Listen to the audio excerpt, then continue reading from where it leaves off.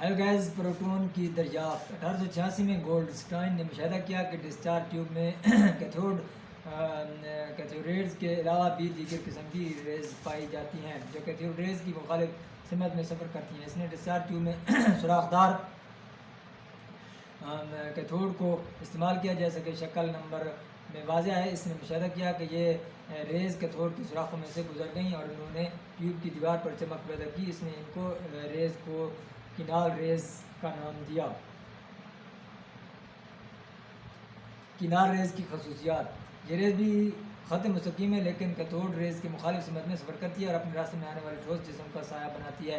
Electric और magnetic field में इनका झुकाव साबित करता है कि ये पॉजिटिव चार्ज की हामिल हैं। किनार रेज़ की माहियत डिस्चार्ज ट्यूब में मौजूद गैस की माहियत पर मुनहसर होती है।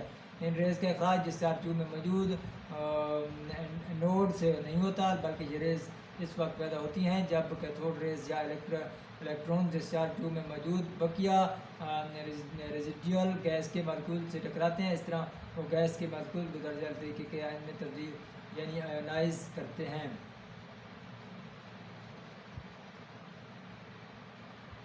इन पार्टिकल का मास प्रोटॉन जैसे कि सादा हासिल ज़रब के बराबर होता है। प्रोटॉन का मास एक इलेक्ट्रॉन से 140 गुना ज़्यादा होता है।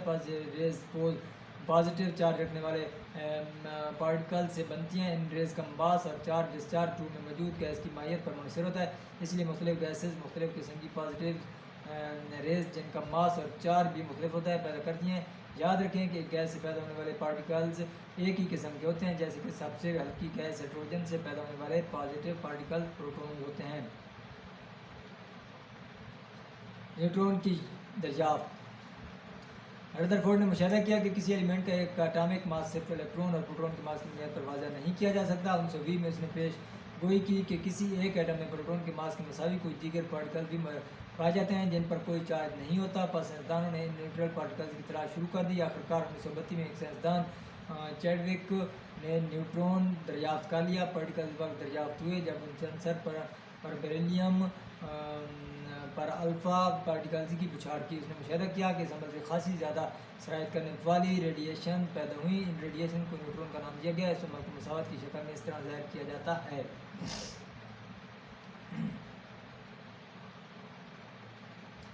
रदरफोर्ड का एटॉमिक मॉडल, रदरफोर्ड ने यह जानने के लिए कि पॉजिटिव नेगेटिव चार्ज कैसे एक एटम में इकट्ठे मौजूद होते हैं सोने के बारीक वर्क पर तजर्बा किया। उसने सोने के 0.4 cm बारीक वर्क पर अल्फ़ा पार्टिकल की बुछाड़ की। अल्फ़ा पार्टिकल रेडियम और प्लेनियम जैसे रेडियो एक्टिव एलिमेंट से हासिल किए गए। असल में ये बेरिलियम गैस के न्यूक्लाई He2+ थे और काफ़ी हद तक मादा के अंदर शराइत कर सकते थे।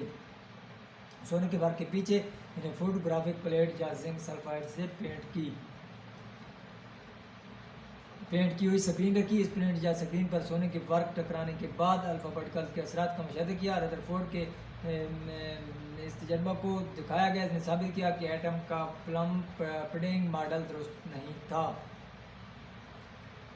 रदरफोर्ड ने अपने तजर्बे में मुंदरजा मुशाहिदात किए। तकरीबन तमाम अल्फ़ा पार्टिकल सोने के वर्क में बगैर रास्ता तब्दील किए सीधे गुजर गए। तकरीबन 20.0 अल्फ़ा पार्टिकल से सिर्फ चंद का झुकाव बहुत बड़े जाविये पर हुआ और बहुत कम पार्टिकल सोने के वर्क से टकराकर वापस आ गए। रदरफोर्ड ने ऊपर दिए तजर्बे को ज़हन में रखते हुए एटम के लिए निज़ाम शमसी तजवीज़ किया और इससे मुंदरजा नताइज अखज़ किए। चूँकि बहुत से अल्फ़ा पार्टिकल सोने के वर्क में बगैर किसी झुकाव के गुजर गए, इसलिए एटम का ज़्यादातर वॉल्यूम खाली है। चंद अल्फ़ा पार्टिकल्स का झुकाव ये साबित करता है कि एटम के मरकज़ में पॉजिटिव चार्ज मौजूद, जिसे एटम का न्यूक्लियस कहा जाता है। चंद अल्फ़ा पार्टिकल का मुकम्मल तौर पर वापस मुड़ना ये ज़ाहिर करता है कि न्यूक्लियस बहुत ही कसीफ और सख्त है। क्योंकि सिर्फ चंद अल्फ़ा पार्टिकल ही वापस मुड़े थे, जिससे ज़ाहिर होता है कि एटम के कुल वॉल्यूम की निस्बत न्यूक्लियस का साइज़ बहुत छोटा है।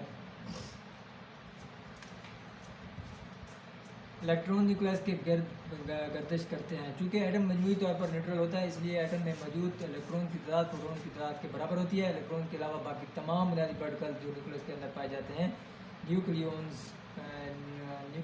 कहलाते हैं। रदरफोर्ड के मॉडल के नकाइस, अगरचे रदरफोर्ड के मॉडल ने साबित कर दिया कि एटम का प्लम पुडिंग मॉडल दुरुस्त नहीं है, लेकिन इसके अपने मॉडल में भी दर्ज नकाइस मौजूद थे।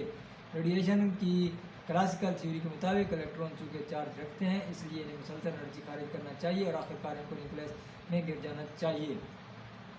अगर इलेक्ट्रॉन मुसलसल एनर्जी खारिज करते हैं तो इन्हें रोशनी का मुसलसल स्पेक्ट्रम बनाना चाहिए, लेकिन हकीकत में एटम सिर्फ लाइन स्पेक्ट्रम ही बनाता है। अगरचे रदरफोर्ड के पेश किए गए एटॉमिक मॉडल पर साइंसदानों को बहुत से इतराज़ात थे, लेकिन इसके तजर्बे ने इन तहकीकात और ख्यालात को एक नई जहत दी थी।